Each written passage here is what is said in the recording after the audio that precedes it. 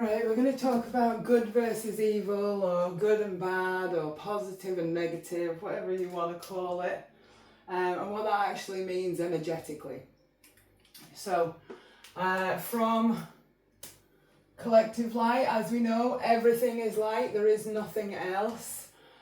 From collective light, we are an impulse. This impulse creates a life cycle. Okay, now the soul comes as one aspect through polarity. This is the line of polarity. It becomes two aspects. One internally focused, the collective light and consciousness of God. That's the inner aspect. One external, the masculine aspect. So we've got the feminine aspect, which is our internal, and the masculine aspect, which is our external. Okay, we've gone through those aspects. I'm going to try and take the legs off those pans.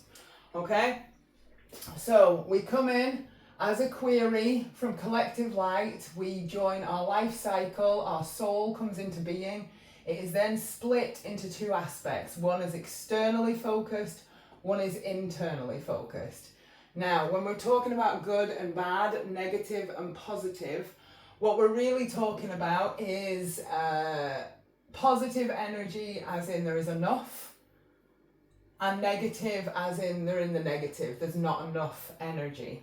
So, as we know, the matrix, Maya, the kingdom, the material, the garden that we all live in is interacting with the ego. Okay, now we receive light not only from collective consciousness and God, we all hold that internally, but we also receive light. Light is just information or consciousness from interacting with the matrix. So the matrix gives us data, we could say through music, through TV. God, you can tell I'm old. So through TV, through music, through interaction with other beings, through interaction with this hierarchical structure, we also receive light. This is the collective light that humans have created over the time that humanity has been alive. So this matrix, this ever-changing garden, interacts with the egoic complex. Now all beings look like this. Now when we're talking about a positive entity, we're all the same, we all look like this, but the positive has an abundance of energy. So, abundance.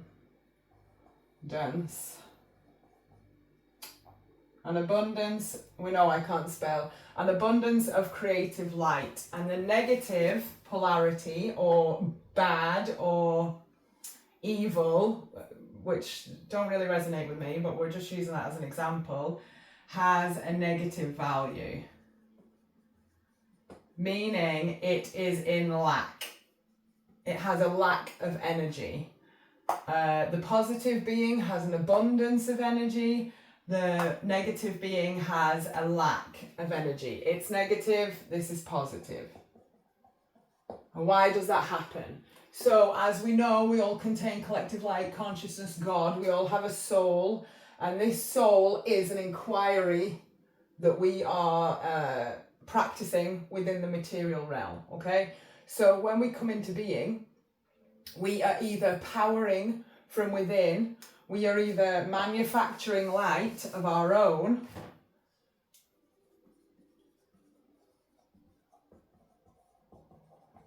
manufacturing light. Now the positive being can manufacture light by itself. It doesn't need the external passive light that is in our matrix. It is powering internally through the feminine aspect, which we've discussed. If you don't know what that is, go and read my book. It's free on my website, which is linked down the bottom. Now, the negative entity is unable to manufacture light. Okay, so although the light inside from the feminine is always working, this being has divorced its two aspects. it's focused only on the external.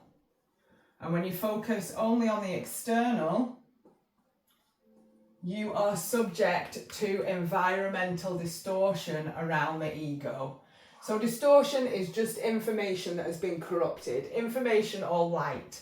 So all of the light that comes from the matrix is generally corrupt in some manner, because it's the understanding the matrix holds of a certain thing. It's not the understanding that collective light or consciousness holds.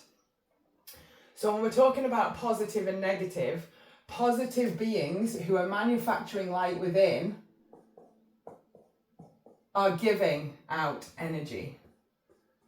They are manufacturing their own creative light and they are bringing it into the environment. They are the thing that is powering the matrix. Now, the negative entity who has divorced the aspects does not have access to the creative light of the feminine because they've divorced their internal aspect.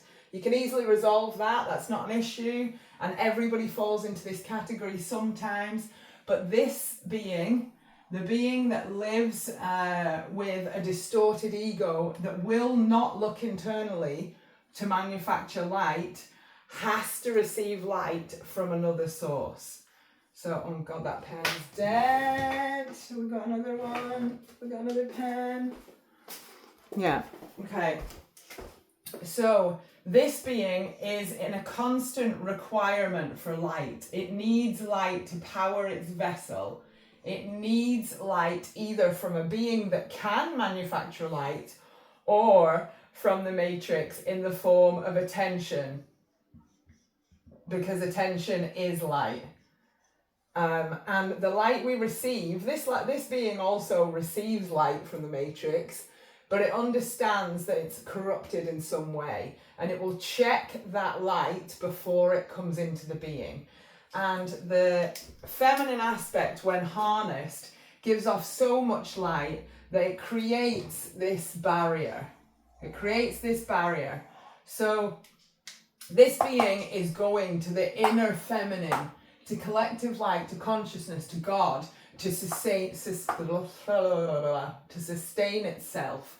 Whereas this being cannot sustain its own light and must come here for its energetic reinforcement. It may even form a narcissistic relationship with this being so that it can trade energetically from this being. This being needs no trade, it needs no matrix, it needs no external light because it is powering itself from within through its connection to collective light, consciousness and God.